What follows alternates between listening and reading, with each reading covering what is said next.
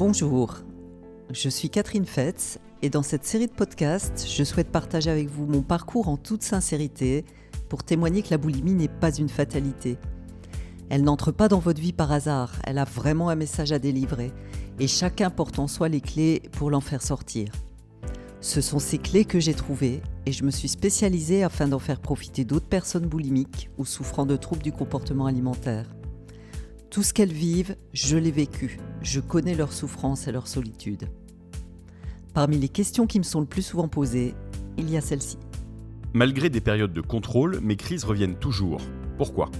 Tout d'abord, je crois qu'il est important de prendre conscience qu'en faisant des régimes, vous vous mettez en situation de contrôler. Alors certes, c'est une posture que vous connaissez bien, puisque pour être aimé, vous êtes souvent dans le contrôle permanent de l'image que vous souhaitez donner, de vous et qui n'est pas vous. Pour autant, l'idée, c'est vraiment d'apprendre peu à peu à lâcher ce contrôle pour aller davantage au contact de votre élan de vie, de vos ressentis et comme on l'a vu dans les précédents podcasts, ceci est vraiment nourrissant. Pour répondre à cette question, j'ai envie de vous parler d'une de mes patientes. Claire vient me voir pour perdre du poids parce que ça fait 30 ans qu'elle cherche des solutions à ses problèmes de poids et de boulimie. Comme beaucoup de mes patientes, elle a tout essayé, tous les régimes possibles, elle a vu des psys, fait de l'hypnose, et puis rien ne semble l'apaiser. Claire travaille beaucoup et manger est son moment de décompression.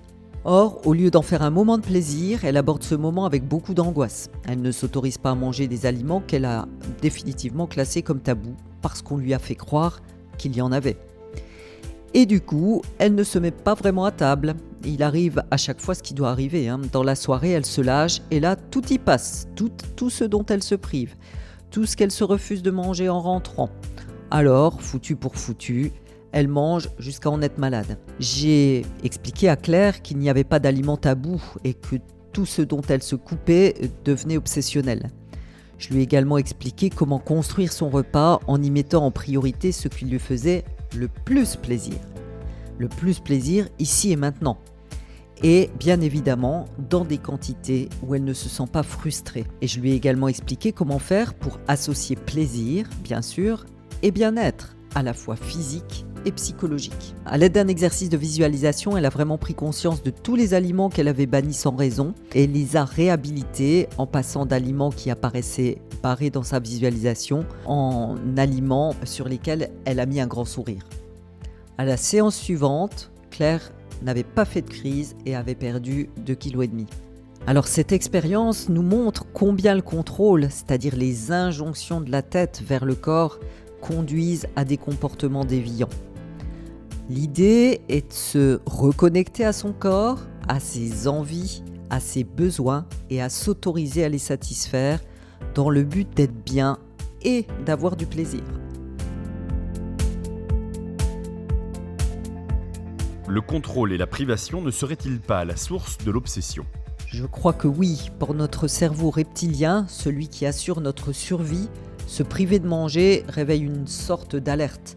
Trouver ce dont on s'est privé absolument, comme dans les temps préhistoriques, où quand la privation de nourriture était là, l'obsession était de trouver à manger, et une fois que l'on trouvait ce qui était nécessaire pour manger, alors on faisait des réserves, au cas où demain, il n'y ait plus rien. Ce principe de fonctionnement subsiste et provoque l'obsession et le fait de se jeter sur ce dont on est privé avec tant de difficultés. Donc limiter la frustration, c'est vraiment fondamental pour retrouver plaisir, bien sûr, mais aussi bien-être dans la mesure où quand il n'y a pas de privation, il n'y a pas non plus cette sorte d'obligation à se remplir. Et tout le travail avec mes patients consiste à faire en sorte qu'ils lèvent les interdits qu'ils se sont forgés, transforment leurs croyances négatives, les croyances négatives qu'ils ont sur l'alimentation, et s'autorisent à se faire plaisir et retrouvent leurs sensations corporelles afin de se fier aux indications de leur corps plutôt que celles de leur tête.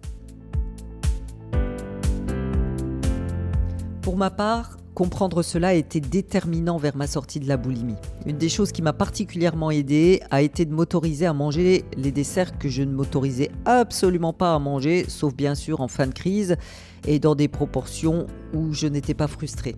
J'ai vite compris que pour être bien, tout en mangeant mon dessert, je devais adapter le reste de mon repas pour que cela soit à la fois bon et léger. Et il y avait l'essentiel pour ne pas être obnubilé par le sucré, c'est-à-dire dans mon cas, le dessert. Si vous en ressentez le besoin, n'hésitez pas à me contacter. Je vous accompagne où que vous soyez, en visio ou en présentiel. Je sais combien la boulimie est une souffrance au quotidien et je m'engage avec tout mon cœur et toute mon expérience à ce qu'ensemble, nous puissions créer votre nouvelle réalité. C'est vraiment avec le cœur que je vous embrasse.